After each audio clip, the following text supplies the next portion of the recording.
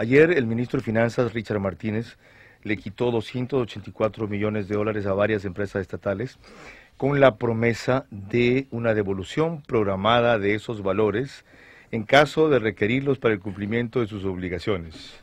Bullshit, ya veremos cuánto se los devuelven, son excedentes. Es con quitas como estas, de la manera en que han logrado evitar medidas drásticas como las que se esperaba ayer y que evidentemente querían otros aprovechar para armar un despelote como el de octubre, 6:20. Así amaneció el entrevistado. Homero Castañeda, asambleísta de Creo, buenos días y bienvenido.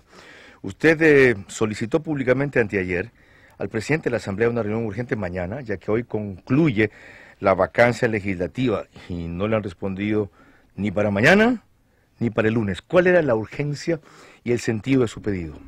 Muy buenos días, un saludo buenos días a todos los que nos escuchan.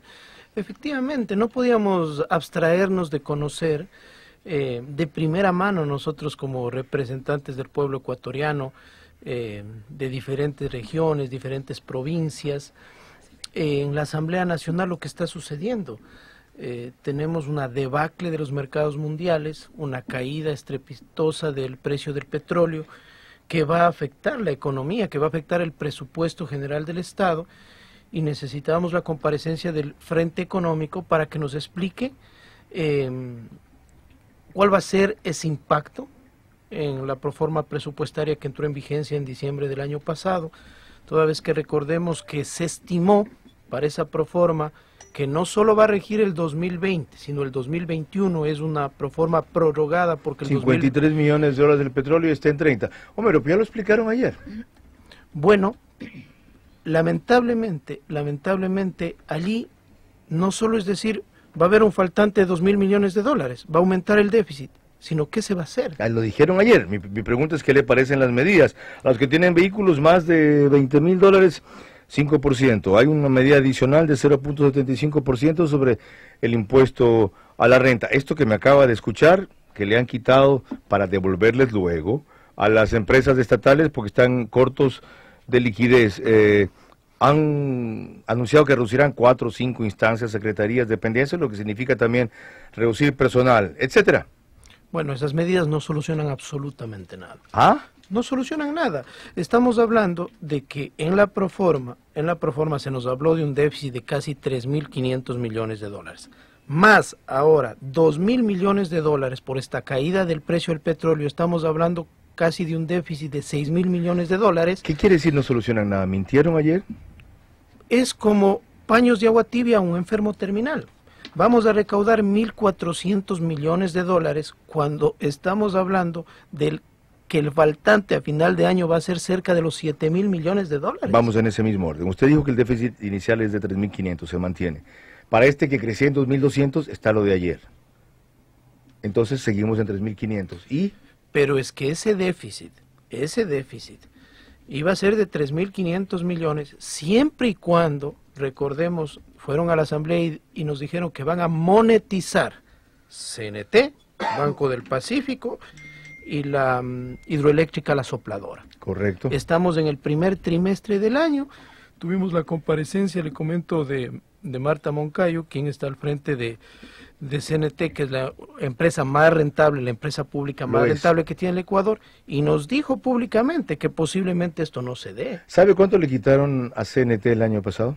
No tengo conocimiento. En total, CNT tenía que aportar de sus excedentes 170 millones de dólares, los dio, y le quitaron 130 más. A una empresa que le ha dado al presupuesto del Estado, y aún así se mantiene rentable por X circunstancias, 300 millones de dólares en un año. ¿Cómo le va a resultar atractivo a alguien comprarla? ¿O cómo no va a tener problemas en su proceso de concesión? Bueno, sabemos que existe una desinversión en CNT. Quizás la motivación no sea volverla menos atractiva para venderla a un menor precio. Es realmente preocupante eso, cuando más bien debería seguirse invirtiendo para ser más competitiva. Y hablemos, no es monetización, es privatizar CNT. El rato que yo doy una concesión a gente privada, estoy privatizando. No, concede la administración. El Banco del Pacífico es accionista estatal y administración privada. Y funciona muy bien. Bueno, Es la empresa pública que mejor funciona. yo considero que esto de entregar, de concesionar una administración es privatizarla. Ok. Es ¿Usted considera eso? privatizarla. Discrepamos simplemente, no lo voy a convencer de En lo ese- que yo en considero. ese No, sentido- dígame antes de algo. Usted tiene inmunidad parlamentaria, ¿verdad? Así es. ¿Qué va a hacer con su inmunidad parlamentaria para ir a fondo en esta fiscalización? Bueno, eso para mí no es una ventaja. Nosotros esa inmunidad ¿Cómo no va a ser? Nosotros hemos trabajado sin necesidad. Le comento, Carlos, cuando empezamos Homero, la fiscalización, en el ejercicio de la inmunidad, usted puede decir lo que a bien tenga fiscalizando, investigar lo que a bien tenga y llamar a quien a bien tenga, aunque no haya mayoría para nada en la Asamblea. así es, pero hemos sido muy responsables en eso, hemos sido muy responsables. irresponsable. Toda la información, Hacer lo que yo planteo es irresponsable. toda la información que nos llega tiene que ser contrastada, no por tener inmunidad Desde luego. parlamentaria Exacto. podemos mencionar es. o acusar sin tener Porque entonces las desacredita pruebas. su inmunidad, correcto. Así es. En esa línea de contrastar y probar cosas, en lo que usted acaba de anunciar que es gravísimo, y qué bueno que me hizo acuerdo de esto, mire, prometieron esto, prometieron el otro, no está. ¿Cómo no va a ser el déficit gigante si eso no se ha hecho y lo de acá? ¿A su juicio las medidas de ayer no van a rendir lo que se anunció? No, ¿Por? porque realmente cuando el déficit, repito, llega a los casi 6.500 millones, decir que vamos a recaudar 1.400 no soluciona absolutamente ¿Qué es lo que nada. había que hacer entonces? Bueno, había que tomar el toro por los cuernos. Este gobierno no tiene rumbo económico.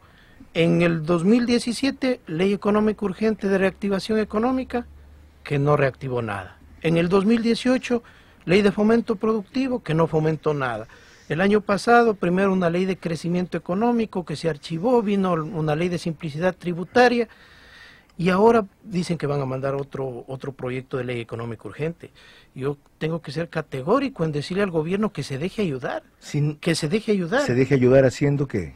Vea, cuando un enfermo está en cuidados intensivos y se reúne una junta de médicos a sugerir qué se le debe hacer, eso no tiene nada de malo. El gobierno, el Estado ecuatoriano está en una situación realmente, no quiero ser agorero del desastre, pero está en una situación realmente,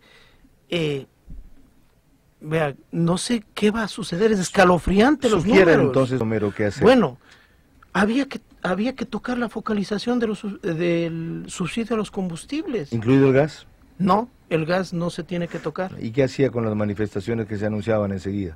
Mire, pero es que para eso hay que focalizar. Sí, pero ¿qué no hacía con puede las ser manifestaciones? posible No importa cómo que fuera. un dueño Aunque de suba un usted camión... un centavo, Vargas iba a armar relajo. ¿Qué hacía? Mire, no puede ser posible que un dueño de un camión aquí compre 10.000 galones de diésel en $13.000 y solo por pasar la frontera los venda casi en $40.000. Ya, había Un buque que compra $1, el diésel le vende en alta mar a $4. Había que focalizar subsidios, ¿qué más? Había que focalizar subsidios, había que vender los activos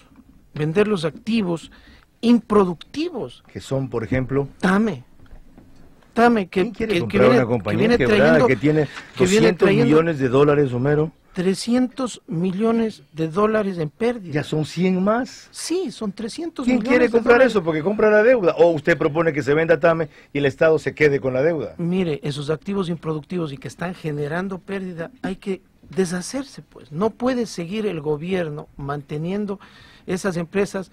Le comento, Carlos, tengo una información de Inmobiliar.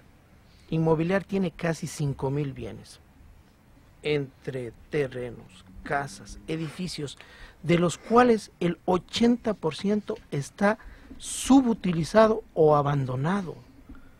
Aquí, en Guayaquil, existen edificios que están a nombre de Inmobiliar abandonados. ¿Cuál es el número? ¿5.000? 5.000 activos. ¿Y cuál es el monto? No se sabe, este rato, o sea, no tenemos el valor porque lógicamente eso tiene que ser catastrado, tiene que ser hecho un avalúo, ¿sí?, comercial a la fecha de cuál es el monto. Lo vamos a seguir con Nicolás Issa. Que no sea la última, sino la primera vez que nos acompaña para con tanta brevedad y puntualidad poner los puntos sobre las IES. Homero Castañer.